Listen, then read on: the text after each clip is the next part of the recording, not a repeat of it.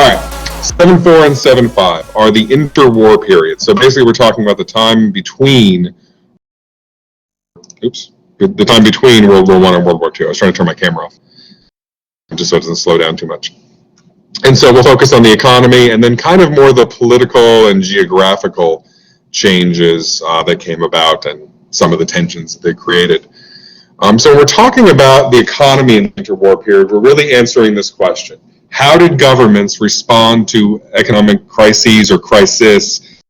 It doesn't really matter the way you want to say that. You could look at it as like there's global crises going on, multiple ones, or these states are in their individual state of crisis, whatever. How did they respond to that from around 1900? But really more importantly, when we get to the Great Depression and the time after World War I, essentially. And so what you need to understand, first of all, is that states started taking a more active role in their economies, particularly as the Great Depression pushed some economies to a pretty bad and dangerous place, but also as, like Germany, for instance, and the Central Powers reckoned with their kind of lack of power and the punishment they were receiving as a result of World War I. We're really looking at three different types of economies then, or three different economic models. So capitalism is still a powerful system at this time and still is to this day, but there started to be reforms and new iterations of capitalism that started emerging at this time to reform capitalism in light of the failures, particularly of the Great Depression, that were kind of seen as related to it.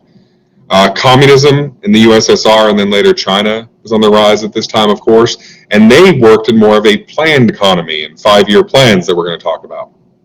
And then lastly, fascist corporatism is a third model that became not widely popular at this time, but became popular in a couple states that are going to be very important as we get into World War II. So that's the three you want to know. This chart I just think is interesting and useful for you guys because it really shows the dominance of the West over the rest of the world, really. Western Asia is like the Middle East, but Western Europe, and then when we talk about Western offshoots, that's United States, Australia, Canada, basically those Northwestern European. So we're not even really talking about like Latin America now. Northwestern European derived peoples and states that existed around the world. And you can see how we were just clearly in the driver's seat from really even slightly before World War I, but then as we get into World War I and even with the Great Depression, like even at the worst part of the Great Depression, the wealth per person in the Western offshoots, in the US, Canada, Australia, those, was higher than it was anywhere else. Okay, so that puts that in context because we talk about the Great Depression and the kind of suffering that went on, and you guys have seen photos of starving kids and that kind of stuff. It was terrible, don't get me wrong. But to put that in context, we were still wealthier than everyone else. So, and that downturn had a negative impact on other states, of course, as you might imagine. So let's talk about the Great Depression first. So speculation is usually short-term investing, not always, but that involves high risk and ideally high rewards. Pretty much any type of investment that's high risk is going to have a high reward to get people to invest in it, right? Like no one's going to risk their money for not much of a reward. So it's a pretty common sense thing. But speculation refers to people basically engaging in that. And another historical example we talked about before this time, well before this time, was the Netherlands, the Dutch tulip crisis, when the value of tulips was way over exaggerated essentially, and you had a crash of a market. Well, that was bad, don't get me wrong, it was bad for the Dutch economy, but that was, flowers. It was basically the domain of wealthy people or people who had expendable income that they were spending their extra money and too much of it on flowers, right? This was a little different. In the United States in the 1920s, during the Roaring 20s, the economy doubled in size, more than doubled in size. In the first 6 months of 1929, the stock market in the U.S. grew by 37% over where it started in 6 months. Okay, so that really is actually I don't have a chart on that. I should have, but I really thought this picture was more useful. I thought the last chart would show it better. But the thing you got to get here is that the economy was overheated, and because of the optimism, essentially the widespread optimism that nothing could go wrong and the good times were here forever, and all of that nonsense. Everyone was investing. It wasn't just wealthy people that were investing. Normal, everyday, working class people started investing because people were making crazy amounts of money. It's not similar, but not the GameStop thing recently, right? You had ordinary people throwing their money in because they saw this thing taking off, essentially, and wanting to be a part of it. Bitcoin has some similar feel to it as well. So it's a pretty common human behavior to kind of run toward the thing that appears to be booming and assume in this never-ending sense of optimism that it will always get better, and it never does. And that's really what happened here. At the same time, toward the end of the 1920s, you see there was agricultural overproduction. Essentially, we got too good at making food, which, as you probably understand by now, has been kind of the major purpose of human civilization up until this point, really, was getting better and better at providing food. Well, we're to the point now where in the U.S. they were overproducing. That had a really bad impact on farmers because their products became almost worthless overnight. And so then they couldn't afford to repay loans, and then that has a knock-on effect on a banking sector that was already struggling. Let's talk about that speculation. So first, not always, but some people were getting up to 90% loans for the stocks they were buying. In other words, if you wanted to go buy some shares in a company, you only needed 10% of the money actually to invest, and you could borrow the other 90%. So banks were doing that at the same time as farmers, who are a major part of the economy, more so than now, are with failing to repay their loans and essentially going under. So that brings us to the week of October 29th, or the kind of from the October 24th to October 29th is the time frame we're talking about here. So October 24th, 1929 was Black Thursday, and it was a massive sell-off of shares that happened on that Thursday. It wasn't the crashing of the economy. It was kind of the first sign that was what was about to happen. 5 days later, Black Tuesday, is when the stock market really did crash. You had basically on Black Thursday more share volume, more people trading shares on the stock exchanges than had ever been done before, because people were starting to unload their shares. By 5 days later, the writing was on the wall that these shares were going to collapse in value, and so there was a rush to sell off shares. And in an instant, many investors lost everything. They lost all of their wealth. And that could include, like I said, anyone from a wealthy, investor class person to a normal, everyday working class person that just had got in on investing because it was so profitable and because it was so successful. How could it fail? And then it did. But like I just said, some of these people had borrowed up to 90% of the money that they invested. So now all they had was debt. They didn't have anything to show for it. They just owed banks a lot of money that they could not then repay. Bank runs are when an account holder withdraws all their money at once, usually, or many account holders withdraw all their money at once. And what this can do is it really make banks run out of money, especially back then when banks didn't have the same liquidity rules, didn't have to have the same cash reserves, those kind of things. And so you can kind of see how these things would cascade. You have people, selling off their shares, a collapse of the stock market. Farms are going under. By the way, in the decade that would follow those farms going under, we have the Dust Bowl, we have extreme drought. So the ones that survived then, the farms that survived, had 10 years of misery ahead of them during the Great Depression. That was environmental. It wasn't even anything that they did wrong. It just was what it was. And then at the same time as this, you have people lining up en masse. That's what you see here. This is a real photo of a real bank run during the real Great Depression. People lining up to take their money out of the bank until the bank ran out of money. And that's what happened. Today we have the FDIC, so we have federal-backed insurance, basically, on all deposit accounts up to, I think it's $200,000. So that couldn't happen today. In other words, the federal government guarantees all the money that's in the bank up to $200,000. So I guess beyond that point, you could lose some money, but up until that point, you would not. So let's talk about then, I guess, how some states started responding to this downturn. So in the U.S., at the time of the Great Depression, Herbert Hoover was the president. It's kind of bad fortune for him to an extent. He takes power at the start of 2019. I think it's in 2019. 1929. Like those numbers in my head, I read them as 2019, and I don't know why. 1929 is when he takes power, and then later on that year is when this crash happens. So he takes power at a time of extreme optimism and at a time when people thought the U.S. was invincible, essentially, that they could not have the downturn that would come. He did engage in some things then that kind of made the situation worse, arguably. It's hard to say exactly what the right thing to do, of course. But one example is this tariff that they put on things. I guess before I say that, I asked this before. What's a tariff? Anyone? And this isn't something I've taught you. I just want to see if anyone knows. Earlier we did, so I think it's a word you guys probably know by now. Yeah, perfect. So it's a tax on an import. And so the goal of tariffs usually is to adjust your trade balance so you're exporting more than you're importing. It's fairly straightforward. And the goal here was that with the U.S. economy kind of struggling, that by adjusting this trade balance, it would help the U.S. recover. What tends to happen with tariffs, though, is when you put tariffs on other countries, they just put tariffs on you. And that's what happened here. So, in the first year of the Great Depression, you could argue Hoover and Smoot and Hawley put gasoline on a fire by completely collapsing, basically. 2/3 of foreign trade just evaporated overnight because then people put tariffs on us and our goods were no longer purchased. So it was not successful. There's other examples, but this is one that kind of stands out. It's a good one to know.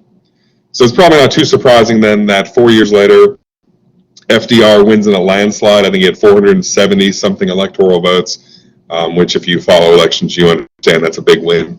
And it makes sense. I mean, it'd be hard for Hoover to be too popular being president during the crash of the Great Depression and then arguably doing things to make it worse.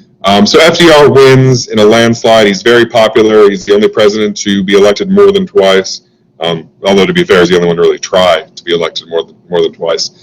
And he brought in these reforms that we call collectively the New Deal. It wasn't just one thing, though. That's why I want to kind of stress this. Like, there were actually 2 New Deals, and there was going to be a 3rd New Deal, but he died. Like, I shouldn't say there was going to be.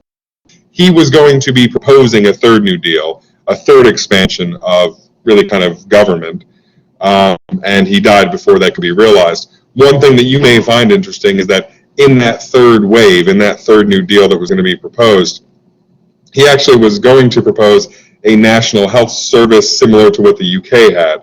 And so it's just a really interesting thought experiment that's kind of haunted me my whole life, is had FDR lived a little bit longer, the entire trajectory of the US healthcare system would be entirely different. And that's pretty true, most likely, because he was pretty popular, so he probably would have been able to get it through because of his popularity, essentially. But some of the things he was able to accomplish were infrastructure programs, like you see here. This is a dam built by the Tennessee Valley Authority. And the goal of these was not only to build up U.S. infrastructure and improve what we had, it was also to put people to work, to create jobs, essentially, where there were jobs, because unemployment was a major consequence of the downturn of the Great Depression. You hear now politicians talking a lot about infrastructure programs to create jobs, although it seems like it's only talk. We don't really see them happening. He also brought in banking reforms. One you may have heard before was Glass-Steagall. That was recently rescinded, or I can't think of the word, but it no longer is in effect. And so Glass-Steagall was a separation of the commercial and the investment arms of banks. And that the bringing together of them, or those being a part of one entity, was the entire reason that those 90% loans for investments were possible. Basically, by having those 2 sides of the bank as one entity, you encouraged banks, or at least allowed banks, to engage in very risky investment activity with what should have just been the kind of wealth of the nation that they were kind of managing in a more traditional banking sense. So Glass-Steagall broke that into 2 and said you can't do the same thing in the same business, essentially. So you can't be engaged in both of these things at the same time. So investment banking, so banking around speculation, around other investment activities that are speculative in nature, could no longer be done by the same entities that provided commercial banking services and checking accounts and that kind of savings accounts. All the things you think of when you think of a bank had to be separated. That was recently changed and is no longer the case. And there are some politicians pushing to reinstate a version of that, but that was one reform. There were other banking reforms too throughout the course of the New Deals, but that's just one worth knowing. He also brought in tax reforms. So he had a top marginal tax rate for top income earners of 79%. Before that sounds crazy to you, you should know that by the 1950s under Eisenhower, that same top marginal tax rate was 91%. He was. Yeah. That's what the top marginal rate is. Yeah. But all I'm getting at there is that it was not. When you hear 79%, it's like, wow, that's a lot. Well, yes, first of all, no one was paying 79%. That's not the way taxes work. But also, it was going to actually become more redistributive in the wake of his reforms. Lastly, there was an expansion of welfare programs. You had Social Security brought in, also the creation of food stamps. So these all these kind of reforms together were FDR's plan, essentially, to move the U.S. out of the Great Depression and back into kind of the prosperity that had been achieved beforehand. Particularly the increased spending around infrastructure and welfare programs are parts, I guess, of Keynesian economics. So Keynesian economics are theories that argue for higher government spending and lower taxation in their simplest terms. And the only way you can really achieve that then is through large amounts of borrowing. Opponents of this kind of theory say that crowds out borrowing, and it basically limits the ability of private individuals to access capital, to access funding, to be able to do what they need to do. But proponents would say it allows the government to target that spending in ways that achieves whatever types of outcomes the government's trying to achieve. Here, that was building infrastructure, creating jobs kind of simultaneously, and providing more supports for individuals. All right, so let's move over to the USSR then. So, as we talked about, in the wake of World War I, you have the Red and the White armies fighting each other. You have interference from Western powers in support of the White Army. And really what was going on here were the Western capitalists trying to stop this transition to communism because they did not want that, right? If you think about the transition that had happened previously, was that transition from mercantilism basically getting replaced by capitalism. And there was a fear among Western capitalists that same transition could happen. So they were engaging in this struggle because they did not want that outcome to happen. But from a Russian and from a Soviet perspective, that was outside interference, particularly in the context of the Reds winning and the USSR becoming a thing, Russia becoming communist. That was seen as just simply outside interference in their affairs. Coming out of World War I, you have Russia and significant parts of particularly Central Europe, and even getting into Southwest Asia there, in a state of food scarcity or a state of famine. So that's another layer here. So you have outside interference, you have famine internally, and then by 1927, Western states actually cut off their diplomatic relations with the USSR. So not only do you have interference and localized suffering, you have this kind of isolation as well. So the USSR is feeling a lot of pressure from outside while its people are struggling. And so Stalin, in kind of response to this, brought in these 5-year plans. There were 4 of them ultimately. And the goal of these 5-year plans was to set specific targets for economic growth or sector growth in specific areas, so that they varied depending on what the actual goal was, but there were specific targets that the companies or the people engaged in whatever economic activity we're talking about had to meet. Okay, had to meet. And that's the important part to understand here.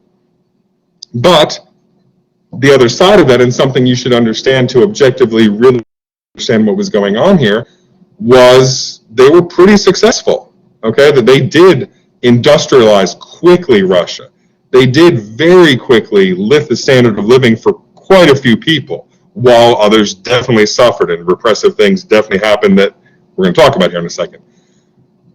But by many measures, these plans were successful. And so that's something you really kind of have to understand, because in the context of outsiders isolating and putting pressure on you to not adopt the system that you're going to. And in a post-war environment, widespread suffering and famine. Again, I'm not trying to say in any way that these things are, that the kind of repressive side of this and the side of this is justified, but to really understand what happened, you have to understand the context in which the decisions were made. Unfortunately, though, a lot of those targets, a lot of those quotas were entirely unrealistic and were enforced very brutally. So in other words, if you weren't meeting these unrealistic targets, there were consequences for you and those you cared about, etc. Beyond that as well, there was just an outright complete intolerance of any type of resistance or kind of outside opinion. Again, though, I want to point out that that lack of tolerance for resistance makes sense in the context of every country around you is trying to stop you from succeeding, essentially, which is the way the USSR at this time in particular would have seen themselves. So again, I'm not justifying it, but what I'm trying to say is that's how this was able to happen, essentially, because it was seen as necessary for the people involved, at least enough of the people involved to allow it to happen. So the bottom line there is the growth did occur, and very fast. There was an expansion of rights of women that the West couldn't even dream of at this time. You had, provided health, provided childcare. In some areas, they actually had like communal kitchens, so cook. All of these traditional gender roles that were ascribed to females at this time, or women at this time, started being kind of pulled back so women could fully participate in the workforce or more fully participate in the economy. But this was, again, with the goal of driving the USSR forward. So it wasn't just about expanding women's rights. It had a larger kind of purpose as well. Let's talk about the third and last one. So corporatism is really just a social structure where people are organized based on either interest groups or employment, but the idea is that your representation in the political realm comes through your affiliation in whatever groups you're a part of, or usually kind of main group that you're a part of. That in and of itself isn't necessarily too problematic, although it does tend to concentrate power, and so that can be problematic, down the track. But in Italy, you had this merged with fascism. Fascism here really just understand as a kind of militant nationalism. So it's a sense of kind of national pride, and really, if we're being honest, it gets to a kind of a sense of superiority in national identity that has this kind of militantism underlying it that encourages people to aggressively promote it. It also involves a rejection of democracy and kind of those classical liberal principles we talked about around individual freedoms and rights, because those are kind of counterproductive to the notion of advancing the national interest at all costs, and that's your kind of purpose in being. So you can kind of hopefully see how the merging of these two together would cause, look, on the one hand, some very efficient progress in a sense, but also some very terrible human consequences, because if your goal is kind of that centralized around national kind of principles or national goals without regard for the individual, that creates space for some atrocities to happen. Mussolini was a World War I veteran. He was pretty popular, at least in parts of Italy. He organized this paramilitary force called the Black Shirts. At their largest, they were probably around 30,000, not their largest, but at the start, they were probably around 30,000 people. And they had their famous March on Rome, where they essentially seized power.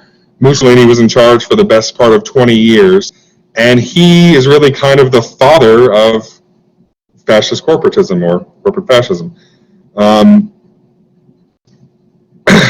Hitler was an admirer of this. We're not going to talk about it too much now because we're going to get into World War II next week. But Hitler really modeled his leadership on that idea, essentially, that was created in Italy, and Mussolini's leadership style and his corporate fascism. Understand, Mussolini didn't start exactly as kind of extreme as he would end. So at the start, he actually was pretty capitalist. But as he gained more and more power and was able to then kind of exert that power on specific elements of the economy, eventually that kind of free market, laissez-faire approach to things gets chipped away at, and the end result was a fascist regime where essentially he was absolutely in control. All right, last one, and then we're going to have a little break, and then we'll go into the second half. So this is directly from the CED. They want to talk about particularly two popular government movements in Latin America, in Brazil and Mexico. So first of all, understand the concept of a junta. That's a government really led by the military, usually by like a committee of military people, and that usually follows a coup. I don't know that it always would, but it usually follows a coup. Now that can be either direct or indirect. And so I know we haven't talked about this at all, but I just want to see, if you can logically work this out. So anyone, what do you think I mean by the difference between what would be a direct or indirect approach to this? Like what, if I say the military took over and they, after a coup, and they are now in charge, but they're leading indirectly, what do you think that means?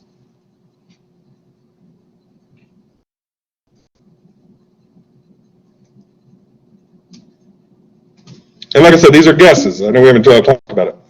Okay, so yes, so puppet's good, but there's an important kind of piece to know here, which is that usually the puppets then would be the existing government. In other words, they would come into power, but not actually depose the existing people in power to maintain the illusion of continuity, but really the government's in charge, and really the government's, the military's in charge, and really the military's telling the government, telling these people who are acting as puppets what to do. But when that's not successful then, or just in other instances, the militaries choose to actually install themselves directly into power. But it's pretty rare that they install different leaders, because at the point of the leadership changing, the kind of game is up. Like, people know that there was a coup. But if you can keep the existing government in place, it gives a certain legitimacy to this that, is the goal essentially there. Another term that you should know and probably know by now is populism. And in preparing these, I saw a description of populism that I really liked. It was called a thin ideology, and I thought that was kind of a neat framing of it. So the idea there is that it's not really even an entire ideology, but rather like an element of ideology that's kind of attached to other things. And so populism is really just that element of ideology that's centered in a struggle between the people, the masses, and the elite. Now, that doesn't have to practically be true.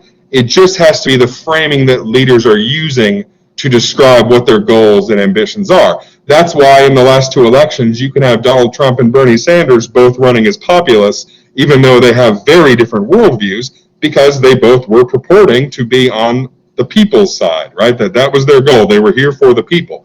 Again, it doesn't matter. I'm not making a judgment about anything there. It doesn't matter what the actual outcomes are. It matters what the messaging is and what the stated goals are. And so in Brazil and Mexico, at different times throughout this period of time, you had populist governments that came to power and tended to be pretty popular, which makes sense. I mean, beyond the words being related, hopefully you understand what I mean about that relationship. So in 1930, Vargas takes over as president of Brazil in a coup. He expanded rights for workers. He expanded just kind of the economy generally. He promoted industrialization and was quite popular. He was actually so popular that, also one thing too, he brought in he presided over the bringing in of a constitution for Brazil in 1937, I believe. That expanded rights, guaranteed certain core rights, led then to later kind of further democratization and actually, participation. But I want to point out something really interesting here, because once that was fully in effect and Brazil had moved to a more democratized reality, in the 1950s, he was elected as president. So in 1930, he took over. 20-something years later, I think it was 51, but it doesn't really matter. 20-odd years later, he was elected. He was actually selected by his people. So that's how popular he was, that even though he had power, and we probably have a natural, particularly living here, kind of gut reaction that that's not great, he was popular. His reforms were popular, and people liked him. And so when they got the chance to actually pick him as a leader, later on they did. Cardenas is another one to know. So he's in Mexico. He led Mexico from 1934 to 1940. Remember, it's a very messy period. Really, it's messy before 1920, but it's messy afterwards, with the different kind of groups taking over. But from around is when you had at least a fairly stable direction of government in Mexico that was moving more toward kind of a pro-labor, more kind of left-wing stance. So he was in charge from 34 to 40. He also brought in labor reforms, kind of increased workers' rights or protected workers' rights. He also brought in land reforms to break up large wealthy owned farms, to break up that land and distribute it to people. Nationalize the petroleum industry, so that was something else that was popular among the people, because all of this was seen at kind of chipping away at that Western colonial imperial way of society, and also for Mexico it was seen as chipping away at U.S. influence on Mexico. So that's, these two things, beyond just actually making a tangible benefit in people's lives, these kinds of things were also seen as standing up for Mexico and kind of promoting that national identity that we were talking about earlier. So he was popular as well. So these are examples of the use of populism in Latin America to kind of gain popular support. All right, so